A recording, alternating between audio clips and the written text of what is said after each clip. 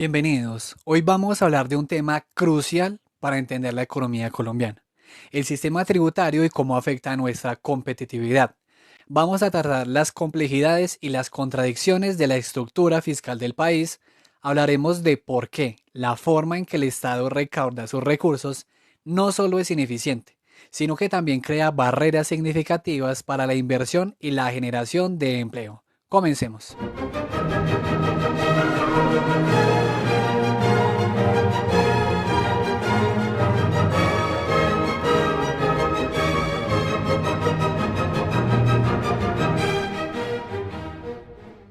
Colombia tiene un sistema de impuestos que parece estar siempre en el taller de paración.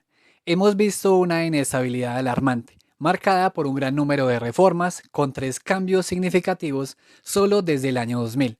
El problema es que aunque esas reformas lograron que el gobierno recaudara más dinero, este incremento vino con un retroceso en la estructura del sistema tributario. Pero ¿cómo es posible que el recaudo aumente y la estructura empeore? Lo veremos al analizar cómo recaudaba el país y a quién le cobraba. Para entender la presión sobre los impuestos debemos mirar el tamaño del Estado. Entre 1990 y el 2005, el gasto público consolidado, es decir, todo lo que gastaba el gobierno nacional y local, se disparó del 21% al 35% del Producto Interno Bruto. Prácticamente el gasto creció mucho más rápido que la economía. Aunque los ingresos por impuestos del gobierno central también aumentaron, pasando del 9.7% al 15% del PIB, este aumento no fue suficiente para cubrir la expansión del gasto. La pregunta clave es, ¿por qué era tan difícil para el gobierno frenar o reducir ese gasto? La respuesta es que muchos de sus componentes eran rígidos. Esto significa que estaban maniatados por la Constitución y la ley, lo que hacía muy difícil para cualquier gobierno reducirlos o ajustarlos. En comparación con otros países de América Latina, Colombia tenía una de las mayores proporciones de gastos primarios que eran difíciles de mover. Esta rigidez se explicaba por varias cargas pesadas, como las crecientes transferencias de recursos a los departamentos y municipios, el servicio de la deuda pública, que consumía una cuarta parte del gasto total del gobierno central, y los pagos del sistema de seguridad social. ¿De dónde venía el dinero y cuán concentrada estaba la carga? Al momento de realizar este estudio, cerca del 80% de los ingresos tributarios nacionales provenían de solo cuatro fuentes principales: el impuesto sobre la renta, el impuesto al valor agregado o IVA, el gravamen a los movimientos financieros y en menor medida los impuestos de patrimonio y timbre. De estos, los dos gigantes de la recaudación fueron el impuesto sobre la renta, que aportó el 43%, y el impuesto al valor agregado, que aportó el 28%. El análisis realizado por Mercer Blackman y Cárdenas revela que la tarifa máxima del impuesto sobre la renta para las empresas colombianas estuvo históricamente entre las más altas de la región. En el periodo analizado era del 38.5%, incluyendo una sobretasa. Pero he aquí la paradoja. A pesar de tener una tarifa nominal alta, la base gravable era extremadamente reducida. ¿Quiénes eran los verdaderos contribuyentes del impuesto sobre la renta? Que la base gravable fuera reducida significaba que muy pocos pagaban, y si pagaban era por montos muy pequeños.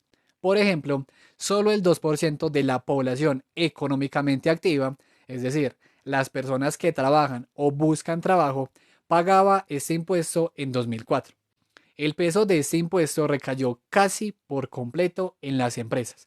Un asombroso 96% del recaudo provino de personas jurídicas y de estas la mayoría eran grandes compañías.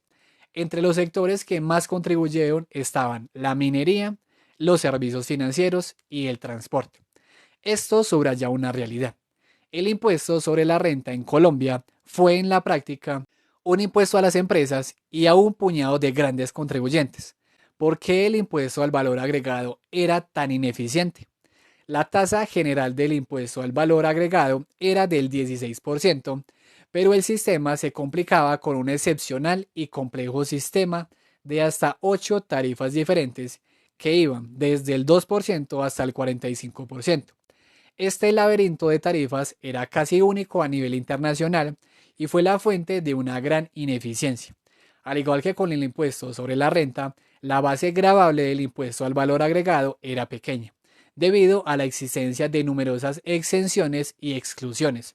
Cuando se excluían tantos bienes y servicios de este impuesto, no solo se perdía potencial de recaudo, sino que se hacía el sistema más difícil de administrar, lo que inevitablemente abría la puerta a la evasión fiscal.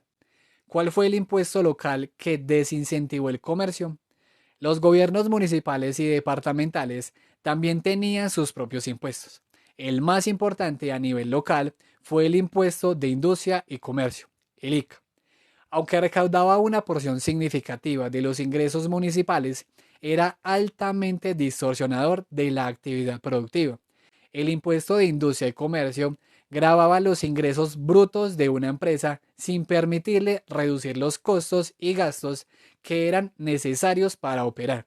Además, la ley permitía que diferentes municipios pudieran gravar el mismo ingreso, creando una barrera que desincentivaba el comercio interno y complicaba la vida de las empresas que operaban en varias ciudades. Para rematar, los municipios tenían una discrecionalidad excesiva para fijar sus propias tasas. Otro gran obstáculo para la formalización del empleo fueron los altos costos laborales no salariales. Estos costos, que incluían las contribuciones a la seguridad social y las cargas parafiscales, representaron más del 40% del salario que recibía un trabajador. El empleador asumía una porción significativa de ese costo, incluyendo aportes a salud, pensión, cajas de compensación familiar, Instituto Colombiano de Bienestar Familiar y Servicio Nacional de Aprendizaje.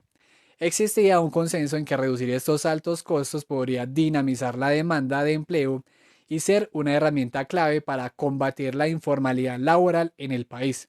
Finalmente, una de las mayores fuentes de complejidad e injusticia en el sistema fueron los beneficios tributarios. La existencia de un sinfín de exenciones, deducciones y descuentos generó una inmensa complejidad y lo que los expertos llaman inequidades horizontales. Esto significa que dos contribuyentes con ingresos y situaciones económicas muy similares terminaban pagando impuestos muy diferentes porque uno se beneficiaba de exenciones que el otro no. Estos beneficios se otorgaban por la fuente de la renta, la ubicación geográfica de la actividad o el tipo de industria. El costo de esas rentas exentas para el Estado fue considerable, lo que nos hace preguntarnos, ¿valía la pena tanta complejidad y desigualdad para lo poco que se recaudaba con ellas?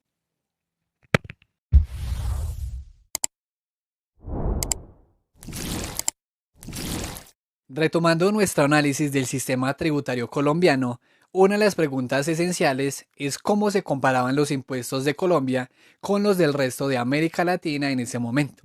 La característica que más destacaba a Colombia en el panorama regional era la combinación de cambios constantes en la política tributaria y rigidez extrema en el gasto público.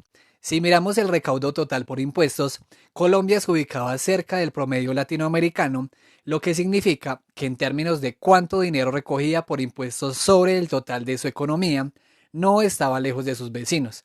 Sin embargo, las diferencias clave estaban en la estructura. ¿Qué hacía el impuesto sobre la renta colombiano único y menos competitivo? En el periodo que analizaron Mercer Blackman y Cárdenas, Colombia tenía la tasa máxima del impuesto sobre la renta corporativo más alta de América Latina, incluso una de las más altas del mundo, llegando al 38%. Esto era una anomalía, pues la tendencia regional era la de reducir las tasas de impuesto para las empresas. Esta tarifa alta, sumada a otros gravámenes como el impuesto al patrimonio y las cargas parafiscales, hacía que la carga tributaria para el sector productivo fuera excesivamente alta. La otra cara de la moneda estaba en el impuesto sobre la renta para las personas naturales. ¿Por qué tan pocos colombianos pagaban el impuesto sobre la renta? La exención básica para empezar a pagar el impuesto sobre la renta personal era muy alta. Solo aquellas personas que recibían ingresos superiores a 5 salarios mínimos legales comenzaban a pagar. Esto resultaba en una base tributaria increíblemente pequeña, pues solo representaba el 0.5% de la población del país. Esta reducción de la base hacía que la productividad de este impuesto fuera baja, obligando al Estado a concentrar la carga en las empresas. ¿Cuál era el gran problema del impuesto al valor agregado en el contexto internacional? A diferencia de la mayoría de los países donde el impuesto al valor agregado manejaba a lo sumo una o dos tarifas, Colombia llegaba a tener hasta 9 tasas distintas y una gran cantidad de exenciones. Esta complejidad aumentaba no solo las distorsiones económicas, sino también la evasión fiscal. Aunque la productividad del impuesto al valor agregado en Colombia estaba ligeramente por debajo del promedio latinoamericano, su complejidad fue su mayor lastre. Otro punto de divergencia era la institucionalización del gravamen a los movimientos financieros, el famoso 4 por mil. Inicialmente concebido como transitorio, Colombia, junto con Brasil, lo mantuvo como parte permanente del sistema. Otra pregunta es, ¿por qué los costos laborales afectaban la competitividad colombiana? Los impuestos para fiscales y los costos laborales no salariales eran muy altos para el nivel de desarrollo de Colombia, superando el promedio de la Organización para la Cooperación y el Desarrollo Económicos y la mayoría de América Latina. Solo Uruguay tenía contribuciones superiores en la región. El análisis señala una relación directa. Estos costos altos estaban asociados a mayores niveles de desempleo e informalidad. Además de todo esto, en términos de estabilidad, Colombia ostentó un triste récord en el periodo de estudio: 9 reformas tributarias aprobadas en menos de 15 años. Esta inestabilidad generaba una enorme incertidumbre para cualquier inversionista que buscaba hacer planes a largo plazo. Para medir la carga tributaria real, los expertos utilizaron un indicador llamado la tasa de impuestos efectiva marginal, o TIEM, que analiza cuánto impuesto se paga efectivamente por una nueva inversión, considerando todos los beneficios y deducciones. El resultado demostró que la carga efectiva en Colombia era alta. Para una nueva inversión, la TIEM era mayor para una empresa extranjera, que llegaba al 47%, comparada con una empresa colombiana, cuya carga era del 36%. En sectores clave como el manufacturero, la carga para el inversionista extranjero superaba incluso el 49%, lo que ilustraba la baja competitividad del país para atraer ciertos capitales. La TIEM también variaba enormemente por sectores debido a las deducciones y exenciones existentes. Colombia ofrecía una serie de beneficios e incentivos tributarios, muchos de ellos temporales. Sin embargo, Mercer Blackman y Cárdenas sugirieron que en general estos incentivos eran aprovechados por inversionistas que ya tenían planeada la inversión y rara vez atraían capital nuevo debido a su mal diseño. Por ejemplo, la deducción temporal del 30% del valor de las inversiones en activos fijos, que parecía generosa, no fomentaba la nueva inversión, sino que beneficiaba a las empresas ya establecidas que tenían ganancias, pues el beneficio no se podía diferir a futuro si no había utilidad inmediata. Adicionalmente, existían distorsiones que afectaban la competitividad de las exportaciones, como la aplicación de impuesto al valor agregado a los servicios de exportación, algo que no ocurría con la exportación de bienes. El estudio analizó ejemplos de países exitosos en atraer inversión como Costa Rica, China, Irlanda, Chile y España. La lección principal fue contundente. Los incentivos tributarios no son el factor determinante. Lo que realmente atrae y retiene la inversión a largo plazo es la estabilidad jurídica y de políticas tributarias, la reducción de la incertidumbre y la ventaja comparativa en mano de obra. Países como Chile ofrecían un ejemplo de un sistema con tasas relativamente altas, pero con mínimas exenciones y una gran prudencia en su manejo macroeconómico. Irlanda, por otro lado, sobresalía por tener una de las tasas corporativas más bajas del mundo. El diagnóstico de los expertos concluyó que Colombia debía enfocarse en resolver problemas esenciales como la inestabilidad, la complejidad del sistema y la alta carga tributaria para el sector productivo, antes de que cualquier incentivo especial pudiera lograr atraer inversiones de forma efectiva. El sistema tributario crea distorsiones en las decisiones de inversión. El principio teórico nos dice que los impuestos no deberían crear diferencias según la ubicación o el tipo de actividad, porque esto genera distorsiones. Sin embargo, el sistema colombiano, al momento del estudio, se desviaba de este principio por la existencia de múltiples tasas, exenciones e incentivos. Esto provocaba que muchas decisiones económicas se tomaran no con base en si la actividad era rentable, sino en si permitía ahorrar impuestos, lo que resultaba en una baja productividad del recaudo.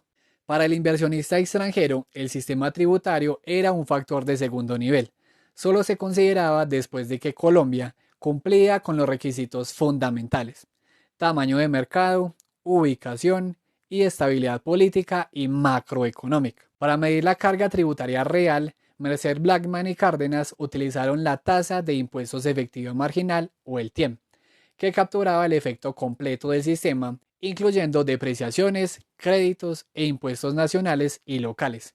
La TIEM para una nueva inversión en Colombia era significativamente más alta para una empresa extranjera, que llegaba al 47%, como ya vimos, comparada con una empresa colombiana cuya carga era del 36%.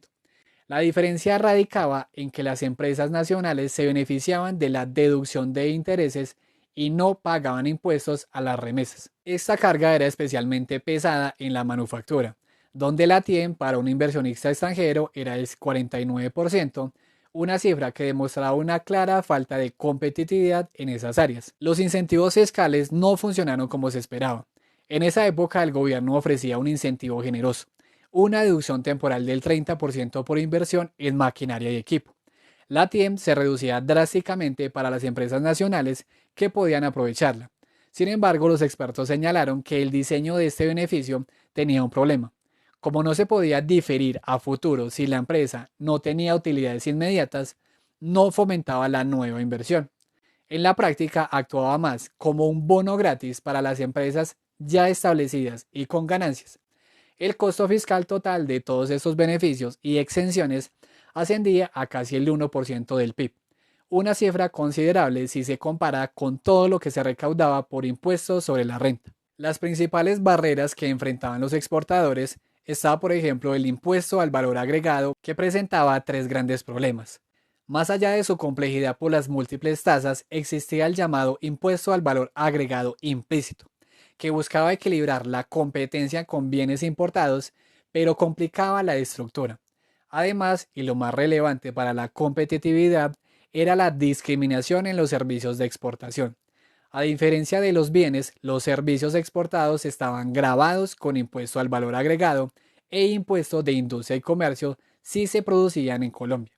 Esto desincentivaba directamente la exportación de servicios, en contravía de las mejores prácticas internacionales. La falta de acuerdos fiscales a la inversión extranjera afectó. La ausencia de tratados de doble tributación fue un aspecto crucial que se destacaba. Según la teoría, estos tratados compensaban la discriminación que sufría el inversionista extranjero, cuyo ingreso era gravado tanto en su país de origen como en el país anfitrión. Al cobrar Colombia impuestos a las remesas, se estaba gravando ese ingreso dos veces. Colombia era uno de los países con menos tratados de doble tributación en la región, lo que, sumado a la alta tasa de impuestos sobre la renta, incentivaba a las multinacionales a reducir su base gravable mediante mecanismos de transferencia de precios, es decir, moviendo ganancias a países con menor carga fiscal. El impacto macroeconómico de pagar tantos impuestos es que el costo de capital se veía afectado por la tasa de impuestos y los beneficios fiscales. Pero lo más importante era la evidencia histórica en Colombia. Un análisis econométrico encontró que un aumento de un punto porcentual en la tarifa del impuesto sobre la renta podía reducir la inversión en capital fijo en casi un 1% y la inversión en maquinaria y equipo podía caer un 1%.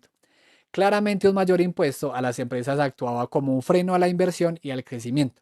Los costos altos no salariales, compuestos por contribuciones a la seguridad social y cargas para fiscales, emergían como un obstáculo primordial para la formalización del mercado laboral. La literatura señaló que las reformas que aumentaron los aportes de salud y pensiones tuvieron un efecto negativo sobre la demanda de empleo. De hecho, se estimaba que la eliminación de un punto porcentual en estos costos podría causar un aumento en el empleo de aproximadamente 0,36% en el largo plazo. Estos costos altos actuaban como un incentivo perverso que impulsaba a las empresas al sector informal para evadir las contribuciones. El análisis econométrico confirmó que un aumento del 1% en los costos laborales no salariales aumentaba la relación de trabajadores informales a formales en aproximadamente 1.4%. Esto demostraba el impacto negativo sobre la calidad del empleo. Una consecuencia de esta informalidad y complejidad era que casi el 75% de todos los impuestos en Colombia eran pagados por el pequeño grupo de los grandes contribuyentes. En conclusión, la recomendación de los expertos era que una reducción de los aportes parafiscales sería favorable para dinamizar el empleo, financiando esos servicios a través del presupuesto general de la nación. ¿Qué opinaban los empresarios y gremios sobre el sistema tributario?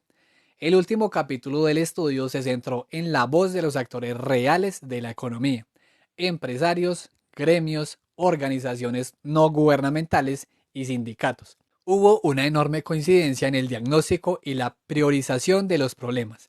El problema número uno que mencionaron todos de manera unánime fue la inestabilidad de la política tributaria. Para cualquier decisión de inversión, la certidumbre era esencial. Esta inestabilidad era causada por las frecuentes reformas, la temporalidad de gravámenes clave como el gravamen a los movimientos financieros y la constante extensión de deducciones. Un ejecutivo lo resumió así: lo único seguro es que la ley cambiará pronto. Además, la Dirección de Impuestos y Aduanas Nacionales, al emitir sus propios conceptos sobre aspectos tributarios, se convertía en una fuente de cambios en la regulación de facto, y varios fiscalizadores ofrecían interpretaciones diferentes a las leyes, aumentando aún más la incertidumbre. ¿Cuál impuesto era visto como discriminatorio y excesivo? La gran cantidad de reformas había generado un sistema excesivamente complejo. Impuestos como el timbre o el de registro recaudaban poco, pero añadían burocracia. Los inversionistas consideraban el impuesto a las remesas con una tasa del 7% como discriminatorio y excesivo, especialmente porque ya habían contribuido con la alta tasa del impuesto sobre la renta. Su recaudo era mínimo, pero la ausencia de tratados de doble tributación significaba que el inversionista pagaba impuestos en Colombia y en su país de origen, desestimulando fuertemente la inversión extranjera. Los impuestos municipales y departamentales surgieron como la mayor fuente de inestabilidad. Los municipios bajo presión fiscal y con estructuras deficientes para recaudar terminaban creando y cobrando impuestos de forma arbitraria. Se reportaron problemas de corrupción y un grave problema del impuesto de industria y comercio, el ICA, donde la ambigüedad llevaba a menudo al doble pago del impuesto sobre el mismo producto en diferentes ciudades. Para mejorar esto, se sugirió que los municipios contrataran a la Dirección de Impuestos y Aduanas Nacionales para administrar sus tributos a cambio de un porcentaje del recaudo, lo que daría mayor objetividad al proceso. El gravamen a los movimientos financieros, el famoso 4 por mil, fue criticado por afectar a todos los niveles de la economía y generar desintermediación financiera. Aunque el gobierno lo mantenía por su facilidad de recaudo, los participantes señalaron que no era un impuesto progresivo, ya que existían mecanismos para que los bancos eximieran a sus clientes importantes de este pago, afectando principalmente a los pequeños y medianos. ¿Cómo afectó el sistema de bonificaciones de la Dirección de Impuestos y Aduanas Nacionales al contribuyente? A pesar de los avances en automatización, la Administración Tributaria Nacional también fue señalada.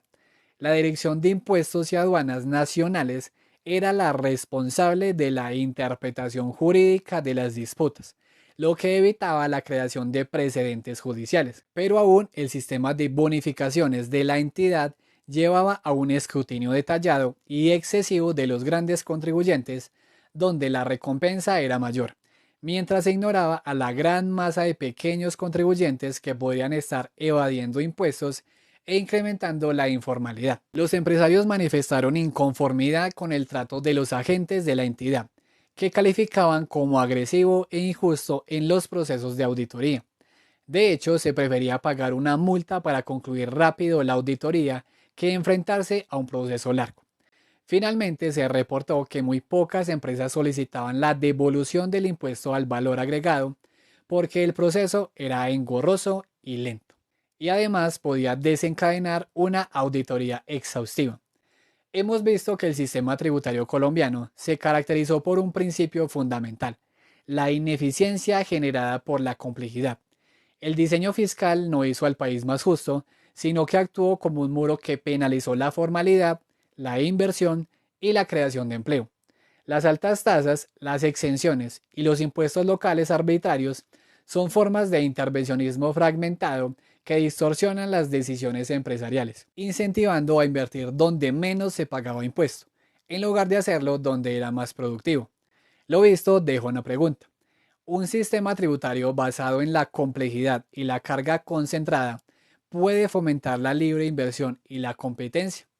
La evidencia sugiere que la verdadera ruta para aumentar la competitividad pasa por un sistema más plano, estable y con las tasas moderadas, que incentive la creación de riqueza en lugar de penalizarla.